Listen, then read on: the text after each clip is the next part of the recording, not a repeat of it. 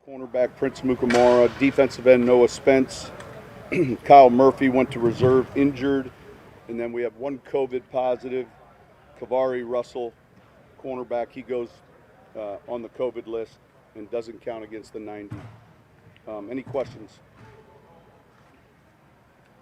Sean, you guys got Quan a little bit of work today. How's he progressing? Good. I mean, to be out here and getting work relative to the date of his injury, I said it when we signed him. Obviously he's ahead of schedule. We just have to be smart and patient. You'll plan on signing another kicker after Meyer had to. Well, we could go for two and go for it every time on fourth down. In a preseason game, our plan will be to have somebody, but we'll just see where that's at. I think that'd be fun in a preseason game, right? Sure. Getting Traequan Smith back, where would you say he is? He's doing well. He's good. I mean, he wouldn't be out here if we didn't think he was progressing. So we're always mindful the first day back. We list the players limited, but he's doing good. He's doing really good. Is he a guy you would want to get into a preseason game, or do you not know? No. If that's possible yet? Well, I would want to get him into a preseason game, and hopefully this week we're able to do that. Sean, when you evaluated Ian Book, how did he look the other day in the preseason? I thought, look, there's some good things. Just a calmness in the huddle, his ability to lead, move the football. There's a lot to coach off of in that tape. There's a couple plays where he's holding on to the ball a little too long. It's going to be a little faster than what he's used to. Just seeing him adjust to the speed of the game, and then getting through some of his progressions. But ultimately, leading the offense, and overall there was a lot of stuff for us to coach off of, and no different than out here at practice. So it's every day for him, but he's handling it well. He's got a little poise to him, which I like. Sean, with Paulson Adebo, considering that he didn't play at all, had opted out, is it impressive how far along he is, considering he hasn't played football in a while? Yeah, there's a handful of the players around the league that were just in conferences that it didn't play, or whether they opted out, and that was a little bit of the outlier, or a little bit of the, not the gamble, but that made the draft unique, because you were factoring all of that in relative to the selection of a player. But I thought he did a lot of good things the other night. He stood out in the kicking game as well, so I'm encouraged. Would you say he's had a good camp? Yeah, so far I would. Yeah. Sean, did you know Jim Chaney before? I did. I hadn't worked with him ever, but gosh, way back when I was at San Diego State, our paths would cross. He's always been someone that I knew was real sharp. Of course, he was Drew's offensive coordinator all 4 years at Purdue, and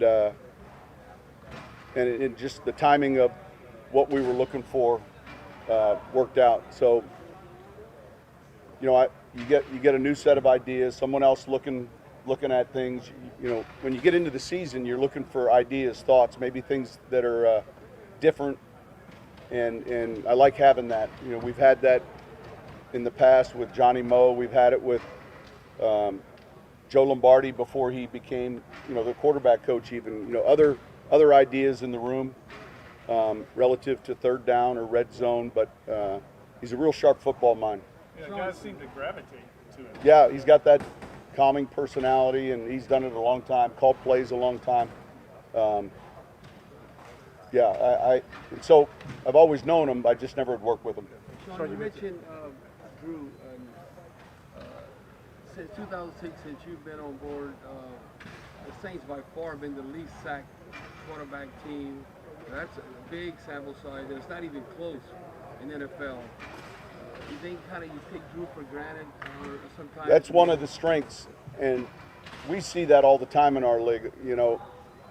Look, there are some lines that are maybe more advanced or more experienced or more talented than other offensive lines, but generally speaking, when you see low sack numbers, you're also seeing the ball coming out, and that was certainly something that he was real good at. And we're working the same way with these guys. You know, clock in their head, ball coming out, getting through the information and making the decisions quickly. You know, an incomplete isn't a bad play, but that was a strength of Drew's clearly.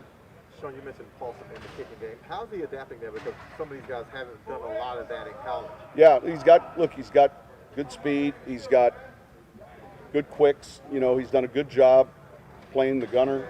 He's done a good job at jammer. You know, so it starts with a physical skill set, and then, you know, enough savvy to understand what the job is specific to that down in the kicking game, and he's one of those guys that stood out in that area. All right, thank you. Is that another high point for you? Yeah, that was a point of emphasis for me, for sure. You hear about first preseason games with a lot of players going in there all wide-eyed and just, you know, froze for the moment. I 100% did not want to do that. I wanted to go in there, show confidence, lead the guys. You know, I was in there with some offensive linemen who have played before, and I just wanted to go in there and show them that, you know, I'm here to play. I'm not scared to go out there, and I was just excited to be out there. What an opportunity it was for me, and I made sure I talked to everybody. I wanted to really enunciate the plays like I talked about last week.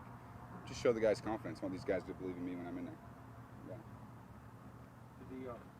Has it, like the first 3 weeks or a month maybe, done anything, not that you needed convincing, but maybe convinced you that you belong in this league? Anything like that kind of come to you at all? You know, my whole career I pride myself on, you know, having a lot of confidence, especially at the quarterback position. Every time you step out in the field, you got to tell yourself you're the best person on this field, and you know, the best player, and the ball's in your hands every play. Like, as a quarterback, confidence is everything. So I've been doing that my whole career, but just to be out here and, you know, be able to make some plays, drive the team down there, make some, you know, big throws that I wanted to make, is definitely a boost of confidence. And again, just excited and excited for another opportunity too. Can you talk about, you know, like the way guys close on the ball in this league? Has that been like a huge adjustment? Yeah. It's definitely different. I feel like in college you can get away with some things, no doubt about it. You can be late, and you know, you might be able to make the throw. And up here, if you're late, you know, if you're late, there's you can pay for it. That's for sure. So it's definitely a better speed. The defense is smarter. There's no bad players out here. You know, that's part of it. That's why it's the highest level. So you got to be on top of your game. In the past, you've heard about, you know, some of the Saints play calls, some of the verbiage is very complex. Yeah. How has that been kind of learning it? Was that a difficult thing, and especially putting it into action? Yeah. It's definitely different. Yeah, you know, in college we did hand signals, we had a wristband, and out here it's all about communicating. You can't miss one word; it'll screw up the whole entire play. So it's about going out there and, you know, we got the call sheet, and I just wanted to make sure I knew everything and really enunciated it. You know, you don't want to go in there and say it really fast and just get it all out, and then next thing you know, it's just a clutter, especially for the first preseason game. I wanted to be clear. I wanted everyone to know, you know, what we were doing. And after the first drive, we had some, you know, mistakes getting lined up. I wanted to really make sure that doesn't happen anymore. So it's definitely different, but that's something that's, you know, really high on what I pride myself on. How do you practice that? Like in the mirror? You gotta say it in the mirror. Say it in the mirror. Say it on FaceTime. You can't, you know, I've learned you can't just say it to yourself in your head, because that's not what it's like. You actually need to say the words. So I've learned that already, and I got a mirror. I just say it in the hotel room. About playing in the Super Bowl? I'm excited. Drive by it every day, so I've never been in there. You know, he was saying might have a few practices in there before. I'm just excited to go out there. I've heard about how loud it is and seen film in there and everything, but I'm really excited to go in there and play and have fans in there too. Hey, what's it like for you the first time you hear Demario Davis in that pregame huddle? What was it just kind of like? I was fired up. The quarterbacks were telling me to relax because I wasn't going to go in until the second half, so don't waste all my energy. But I was fired up, just ready to go. It was just, I mean, it's everything I wanted to do since I was a kid, you know, have that opportunity. So going out there, I had a second where I was like, I'm here, it's my opportunity, this is what I wanted. And that was his pregame speech. He said the same thing. It just really reminded me, like, I've been playing this game for a long time to get to this level, and, you know, that was the first time I could play in an NFL game, so I was really, really excited about it. Ian, was it harder to tell yourself you were the best player on the field after you saw everything Tony Jones did? Yeah, he's a heck of a player. Obviously got to play with him in college, and we have good chemistry, and just to see him, you know, put in work, seen him just grind since I've known him. But he's taking some steps. Everyone says he's doing a really good job this camp. I can really tell he's really taking his game to the next level, and it's just fun to be out there with him. You know, we were all joking about it in the huddle, like, played where chemistry's good, let's go, and he did an unbelievable job, and I'm excited for what he's got in store. Did this feel at all like freshman year at Notre Dame? You know, like the transition, the process that you go through of learning? And Yeah, a little bit. I mean, it's new. You know, you come in, you're the young guy again, and I remember my freshman year, it's the same feeling. You got to just be confident, keep going, and you keep making plays that just keep, you know, telling you that you're here for a reason. And it's just an unbelievable opportunity. And I remember that feeling as a freshman when I was in college. It's similar in a way. I definitely agree with you. Don't know if you have many mentors that are helping you make the transition, but just curious as to whether you got any interesting advice in terms of how to have a balanced and fair perspective of how you're doing, such as looking back at the early years of guys who became Hall of Famers and how they did in their transition.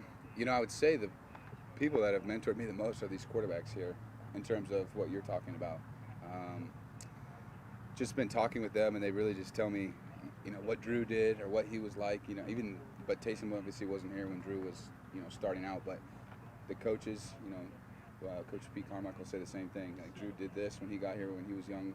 You know, he's got the same schedule every single day, stuff like that. But in terms of, you know, mentorship, both Jameis, Taysom, and Trevor have all taught me things that they did when they first got into the league. And yeah, I'm going to listen to those guys, and they've been playing for a while, and I'm going to follow those. What about in terms of just how to process mistakes that at the moment may feel bad, like an interception, Yeah. but in the big picture you realize it's kind of part of It's part of the game. It's the position that we play. We get the ball every single time. It's about short-term memory. I've heard that a lot from all those guys. You make a mistake, you got to forget about it, got to keep going, because once you start thinking about that mistake, it's going to go worse. I've learned that a long time ago when I was playing high school football. So forget about it, move on. Short-term memory, it's got to be tough. You got to be mentally tough, especially to play quarterback. And that's pretty much key to what all of them have told me. All of them. Time, we got one last question for you. Taysom, Jameis, and Trevor all had very different paths to get here. How helpful has that been, getting advice from three guys who've, you know, seen a gamut of different pathways? A lot. You know, I feel like I connect with them, you know, all of them in a different way. We're all here at the same spot, but like you said, they've all had different paths. And nothing too specific, but they've all just taught me, you know, something new about what it's like to be an NFL quarterback. You know, James played somewhere else, and he's won, he's lost. You know, we've all made mistakes, and he's just taught me, you know, how to forget about things and move on. And you know, one thing James really taught me is just how to have fun out here. As you guys can tell, like, he's out here having fun because he's playing football, because he plays football to have fun.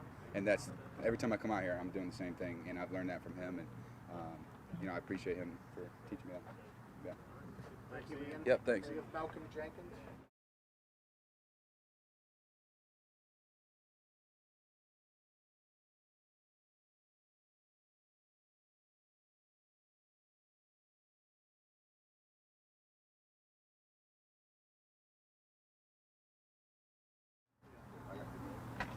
You guys got nothing for me today, huh? This is awkward. Well, you are now the oldest guy on the roster. Yeah, I spoke too soon. I spoke too soon. Yeah. Yeah, how things change. You've put in a lot of work since this camp started. What have you seen from this group of DBs, especially the young guys? Yeah, I think what you want to see is just constant improvement. You know, you want to see new mistakes, which usually is a signifier of growth. I think with the first group, we're seeing more and more familiarity with the communication, the alignments, the tools, and the young guys are starting to learn a little bit more concepts. The first time we got to really see them off of their line drive was, you know, in the preseason game, and they had a ton of ball production, flew around, made some tackles, did some hits. So you get to see what it's like in live action, and you know I was excited to watch them. I thought they did really well. What is your review right now of Paul Senadeva? Would you say for a guy who sat out all of last year that he's pretty advanced, for a guy who hadn't played a lot? Well, he definitely, he doesn't look like he's rusty at all. You know, you see normal things with rookies just trying to get used to some of the concepts, but his natural ability pops off of the tape, his recovery, his ability to close on the ball. is something that's really special. And so, yeah, the biggest thing is cleaning up his footwork at the line of scrimmage, which will come with time. But, I mean, I think he's been impressive to see him come in and be where he is as a rookie. Like I said, I think he's going to play some quality snaps for us this year. Malcolm, what do you think for a big game? First, Eric Burrell, rookie out of Wisconsin. Big game for him. He's pretty active. Yeah, I think, out here, I think he's somebody who's probably in his head a little bit, but just, trying to get accustomed to where to put his eyes, worried about making mistakes and things like that. But he got in the game, that's probably the fastest we've seen him play since he got here. He was able to kind of just get into the flow of the game and then, showed up when the ball carries, had the ball, made some big hits, forced a turnover, had a lot of production, didn't have any mental errors, which is what you want to see out of young players, especially safeties. You want them to get out of there, communicate, make sure they know the defense, but also you want them to show up when the ball's, when the ball carrier has the ball and make some plays on the ball. So he did everything, I think you want to see out of young safeties as well as the rest of the group. But I think that was encouraging to see him in real live game action. Malcolm, we put so much focus on the number 2 corner spot being unsettled, but the safety depth that you guys have you ever been around a team with as much depth at that position? No, I think usually that's a position, you rely on a couple guys that can play a few positions to kind of fill that void. But no, I think, we feel good at that spot, probably 2 and 3 deep, with some guys like Ducey and myself who can play your nickel, play your dime, even P.J. Williams being able to play some different positions. Even Bryce, young safety, playing corner. And, so we got some versatility, which always adds depth because injuries, are going to happen. Things are going to happen. So I think that's something that's been encouraging to see not only the guys at safety, but being able to learn different positions. And coaches always talk about using the strengths of your team. I mean, it probably was an allure when you came here, but especially going through it last year, how much DA uses safeties. Is that pretty rare, you think, in this league? Well, I think it comes down to personnel. And I think that's one of the things that have just kept me around this game for as long as it is. Has been the ability to play multiple positions that helps you match up, depending on what the team is. So you can play sub packages versus 2 tight ends, 2 backs even. And we don't really change. We don't have to go to, base. So having that, is always a good thing. And when we go to 6 DBs, we can play whatever, any package against that as well. It's just, do you have enough players that are versatile enough to understand those spots, but then the physical abilities as well to actually survive in those different positions. Malcolm, you have a unique perspective on Coach Payton, having been with him earlier in his career and now these last 2 years. Same guy, or have you seen an evolution similar? Yeah, I think he's the same guy, but you definitely see an evolution from him as a younger coach where you have a set way of your beliefs. And I think he said it recently where it's like some things he believed early in his coaching career that he no longer really believes in, but some of his things are his core, non-negotiable beliefs. And I think that's one of the reasons so many guys enjoy being here is because he's created a culture that still stays. We're still going to have a tough training camp. We're still going to press the pace. We're going to compete. And he brings that energy, so it's hard not to have it as a player. So it's one of those things where the bar is high when it comes to fitting into the culture, but once you do, you really don't want to leave a place like that. How much have you seen, there's been a lot of discussion of the departures because there's a lot of veteran guys in here, but there still seems like there's a pretty good core of people coming back. I mean, how much have you seen kind of that same momentum defensively so far, even in just this practice? I mean, does it feel similar to what you guys have done just for you for last year? Yeah, I think the leadership on the defense is still very much, intact, and the standards and our mentality as far as where we're trying to go and what we're trying to accomplish is, I think, if I think back over my career, it's been hard to think of years where I've been this confident in the defense this early in a training camp. That's not even looking at who's actually on the roster, who's out there on the 11. You're just watching the tape and you see from the third group to the ones, the intensity, the ball production, the execution is all there. And now we're just trying to continue to fine tune you know, the nuances of each defense, and that's where you know we weren't last year.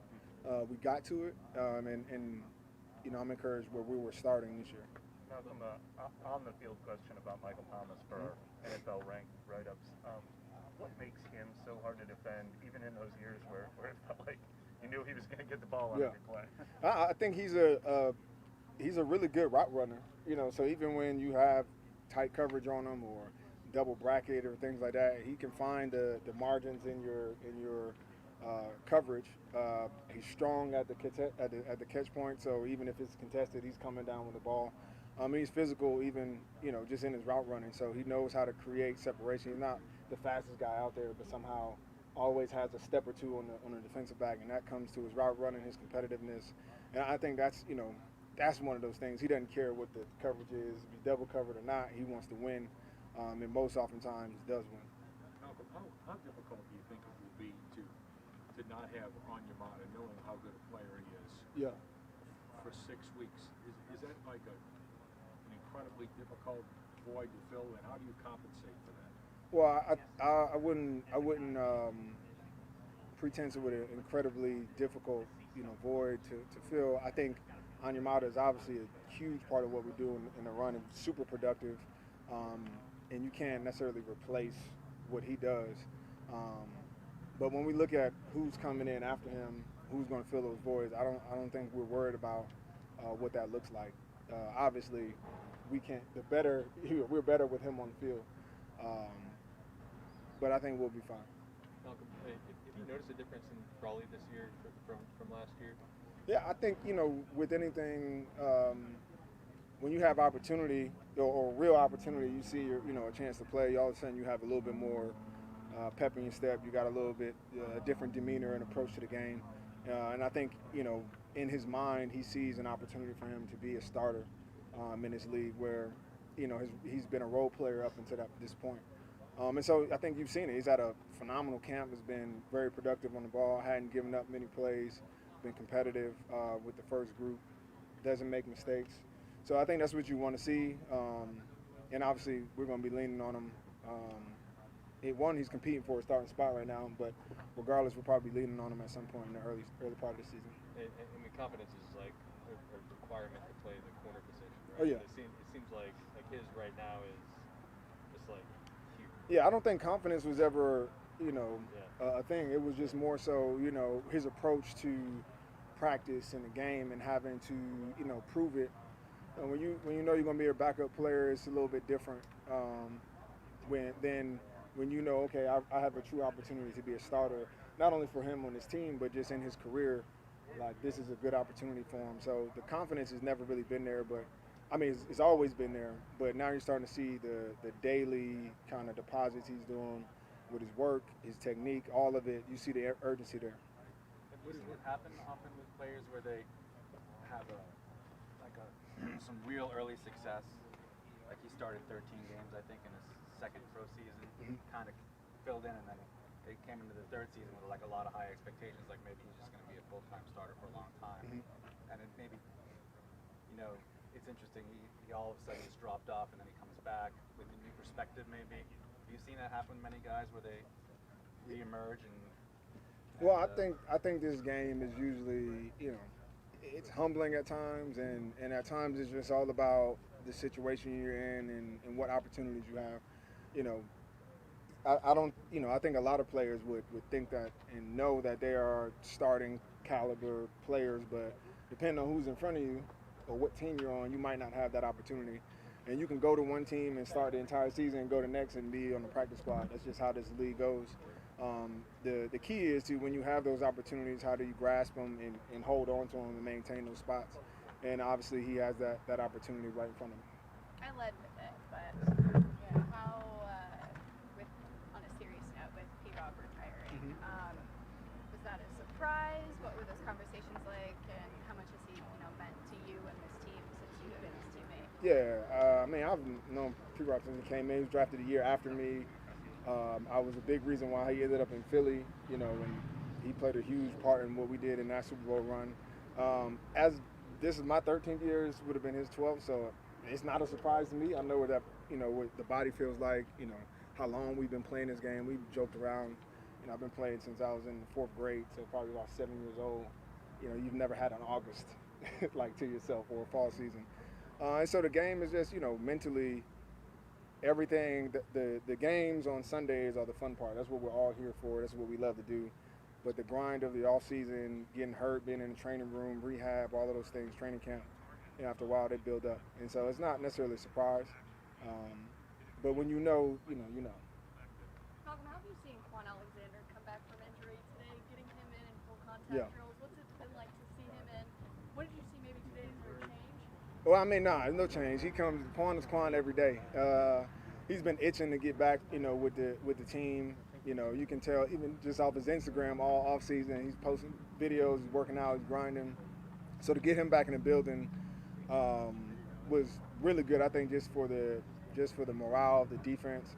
But I mean, he's entering, you know, into a unit that has had probably the strongest camp, you know, out of any position group out here. Our linebackers from top to bottom have just been lights out and phenomenal, and their level of play has been risen. And I think that challenges, you know, and demands more from even your DeMarios, your Quans, and guys who've proved it in this league. So it's just, you know, it's exciting to add him to a bunch that, again, has already been probably the leaders of as far as production on our defense. Hey, Malcolm, these younger guys ever